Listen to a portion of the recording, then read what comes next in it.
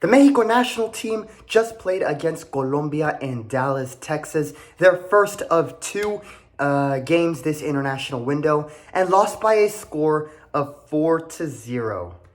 Yikers. This was a beatdown for Mexico, particularly in the second half, as outside of a conceded goal on a free kick play, Mexico actually played pretty well in the first half. However, in the second half, Mexico just completely broke down. Malagon had an awful performance. Jorge Sanchez was atrocious in the second half, and the changes and adjustments by Aguirre did not help in any way. Granted, Mexico was not really expected to win this game, especially with some players out due to injury. No Raul, no Edson, no Rodrigo Huescas. This doesn't help at all, obviously. But it resulted in Aguirre making strange call-ups, and he has still not successfully addressed the issue at the winger position. This loss was on both some of the players on the field and the coach for his roster decisions.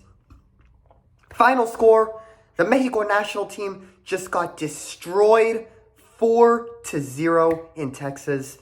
Here are Mexico's performance grades for this ugly game. Goalkeeper, F.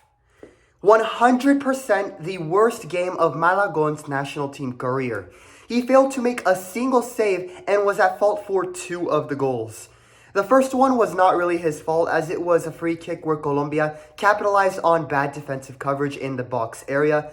You can maybe put some blame on him for the second goal, but I thought that was more Jorge Sanchez being awful and leaving Diaz open to take the shot. As for the third goal, this is one where you can definitely say Malagon could have and should have done more to stop that goal. Even though it was a good shot from Jefferson Lerma, Malagon did not have a lot of traffic in front of him obstructing his view. And it was a near post shot as well. Not a good look for Malagon there. And the fourth goal was 100% his fault. While some will argue that he should have come out from the net earlier, I was looking more at how he slid to try and prevent the goal. He slid more like a baseball player who was trying to steal second base and didn't try to use his body on the slide to try and stop the shot. I think if he had slid and used his body, he probably would have blocked the shot, whether it be with his face or his chest. Malagon definitely showed some bad form there and a lack of ability to come out from the net well. A bad day for him and easily his worst game for Mexico so far. Center backs, B+. Johan Vazquez was the best defender on the field. He had a couple of good tackles and a moment early in the second half where he did a really good job stopping what would have likely been a goal for Colombia. I think it was Diaz who had the ball on a counterattack, and Johan was able to sprint to catch up to him and block the shot. Johan individually had a solid game. As for Cesar Montes, he didn't have as notable of a performance as Johan, but he also didn't have any major mistakes from what I saw. The only thing I would like to see him improve on is his ability to fall back quickly on counterattacks, as that's where Montes looked a little slower. At the end of the day, Montes and Vazquez continue to be the best center back duo Mexico has right now. Fullbacks, D-. Jesus Gallardo and Jorge Sanchez were the starting fullbacks, and they were at fault for 2 of the 4 goals conceded. On Colombia's first goal of the game, it was completely blown coverage by Gallardo, letting Jean Lucomi by, who was able to put the assist by James Rodriguez into the back of the net easily. He should have done better and shown more effort defensively there. Outside of that major error, he was never caught out alone having to duel one-on-one. But when he pushed up with the ball, there was absolutely nothing to work with from Gallardo. He had a couple of shots in this game that were way off, hitting the guy selling freaking chicharrones in the stands. As for Jorge Sanchez, we saw exactly why fans are tired of seeing him as a starter, because he is clearly way too inconsistent to be on the team. He had a good first half, but was horrendous in the second half, and was 100% at fault for the second goal conceded to Colombia. Sanchez was getting outplayed and outpaced by Luis Diaz all game. And in the 56th minute, he left Diaz completely open out wide on the right side, and Diaz went on to score the second goal, while Jorge Sanchez looked like a ghost. And from there, Johan was forced to switch to being the right side center back to help out Jorge Sanchez, because Sanchez could not hold his own in the second half at all. I can't believe Jorge Sanchez played the full 90 minutes. He should no longer be part of the team. Why Aguirre continues to trust him and not call up Julian Araujo, or at least start Israel Reyes instead, is beyond me. Midfielders, C-. Eric Lira, Marcel Ruiz, and Orbelin were the starting midfielders for this game. Of the three starters, I thought Orbelin was the best in the game. He had a couple of shots on target, but he was hoping for better finishes there and was more active than some of the offensive players. I can't believe I'm saying that. But outside of that, it was just a performance where he went through the motions in an average way. Marcel Ruiz had some good moments and passes, but also got a yellow card, which is not ideal. He also had a bad turnover in the lead up to the second goal. So while he wasn't the worst player on the field, Ruiz definitely has had better performances. As for Eric Lira, I thought he had a very shaky game overall. His poor defending on the third goal was definitely not a good look for him. But outside of that, he had a decent game, you could say. Luis Romo, Tronco Rodriguez, and Eric Sanchez entered the game as substitutes. And I'll say it right now, Mexico would have been better off keeping the starting midfielders in the game for the full 90 minutes. Without question. I didn't think Chiquito Sanchez was terrible, but Romo and Tronco were awful. Luis Romo was a ghost at best in this game, and he left Lerma completely open on that third goal. Just completely blown coverage by Romo. Guys, I keep saying it, I'm telling you, Chivas players should not be called up for the rest of this cycle and until they show massive improvements in their form at the club level. And whether it's Tala Rangel, Piojo Alvarado, or Luis Romo, they are proving my point right every single time. As for Tronco Rodriguez, he only had one decent pass in this game, and outside of that, he was just running around on the field like a chicken who has no clue where he's at. He didn't win a single duel and got nutmegged at one point in the final 8 minutes. Somehow, he still gets called up every fucking time. Get injured, please. Please, Tronco Rodriguez, get injured. If that's the only way for him to not be part of the roster for once, so freaking be it. Mora, Montiel, Vargas, and the midfielders who played in the U20 World Cup cannot be called up soon enough. They are more than good enough to even be starters for the main team. Offensive front, D-. Starting wingers Diego Lainez and Alexis Vega were non-existent at best in this game. They each only provided one good cross in the game, and Diego Lainez again had a couple of moments where he had space in the attacking third, but was indecisive with the ball. He does not seem to have the confidence in himself needed to be part of the team, especially as a starter. As for Santi Jimenez, he had one good opportunity in this game with the shot going just wide. But outside of that, you could say the same thing for Santi as said for the wingers.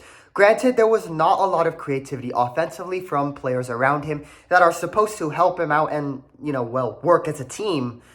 But there are moments where I feel he could do more to create plays himself. You see Raul, when he plays, fall back towards the midfield at times to receive the ball, and he's more active in the passing game. We aren't really seeing that as much from Santi. He plays like a proper 9 who waits for a winger or attacking midfielder to provide him the good assists.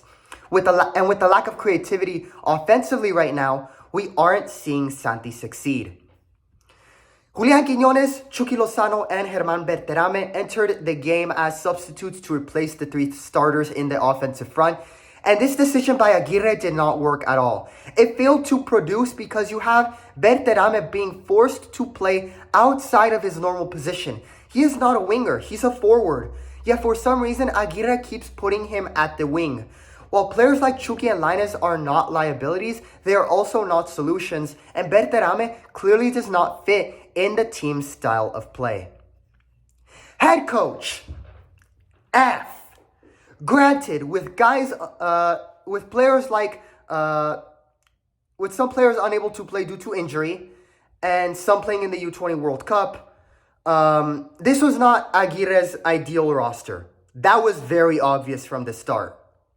Nevertheless, Aguirre still made questionable decisions that aged poorly both during this game and when creating the roster for October. I had said Chivas players are not good enough to be on the team right now. Aguirre still calls up Romo, and Romo had a bad performance. Why is he calling up Berterame to address the lack of creativity in the winger positions when he is a striker? And why does he keep switching up Berterame between striker and winger? He left Huerta on the bench and should have substituted out Jorge Sanchez in the second half as his performance free fell. And as stated earlier, the team would have been better off if he kept the starting midfielders in the game the full 90 minutes. Tronco Rodriguez and Romo are liabilities. He should know not to trust them. And then there's obviously the questionable decisions when creating this October roster that I discussed in my October roster video. Once again, this time with Luis Romo, he was shown exactly why he should avoid calling up Chivas players like the plague. Jorge Sanchez was atrocious in this game and during the Gold Cup, but Araujo wasn't. He was good. Call him up. It seems he is reluctant to bring in any new players to address the winger position. He left Huerta on the bench, and the two players that would be good options that are deserving of an opportunity in Oziel and Jorge Rubalcaba, like he just can't. For whatever bad reason in his mind, he just can't get himself to call them up. This was a bad game for Aguirre, and he got all the adjustments and decisions wrong. And he paid the price for it in this game. Now, I am not going to go completely crazy in my criticisms of him. By no means am I saying that Aguirre should be sacked. But he does need to make adjustments offensively. Because while his defense is good, we saw that in the first half of this game, and in just about every other game in his tenure so far. At the same time, you can't just rely on defense. You can't win games without scoring goals. And Mexico needs to start scoring more goals. Final score, 4-0.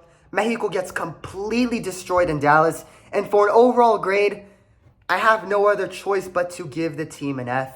That second half disaster is well deserving of such a grade. It is worth noting that the team is missing key players like Raul and those who are in the U20 World Cup, but even then a pretty bad result.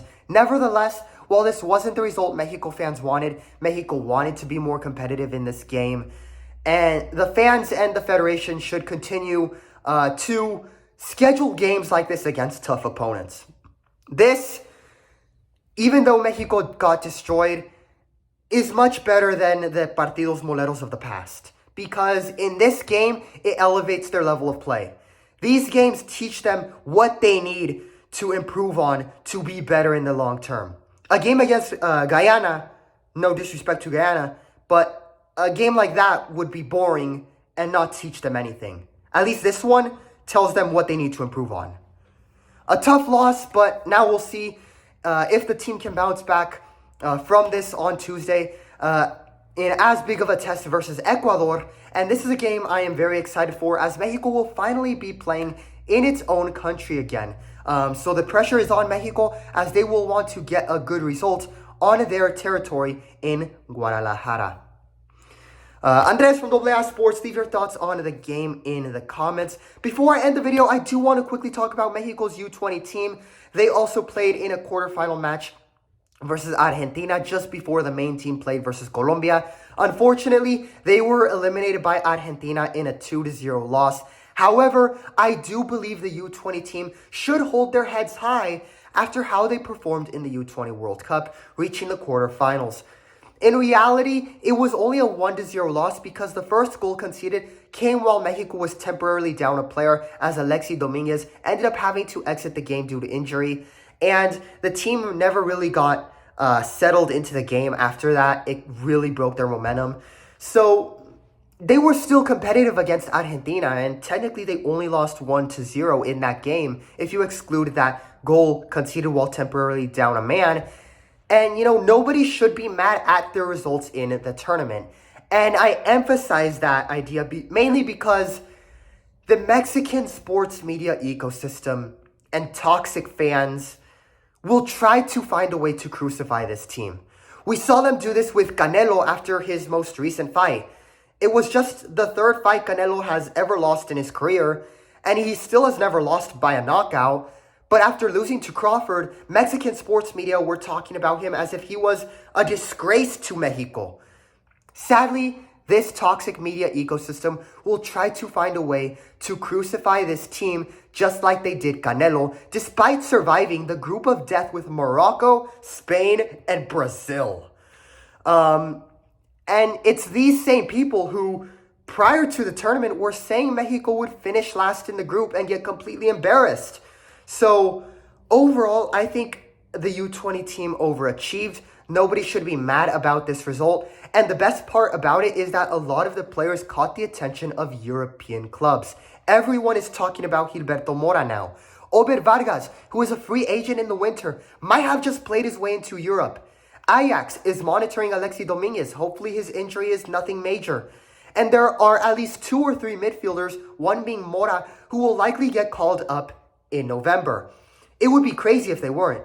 So there is positivity amid the 2 losses. Now let's see how Mexico capitalizes on this to grow as a football country. Andres de Doble A Sports. Leave a like and subscribe. That's all for this video. We are almost at 200 subscribers, guys. So tell your friends about my channel and help me get to the 200. And then after that, help me get to 300 subscribers. That is all for this video. Thanks for watching and listening. And as always, Viva Mexico.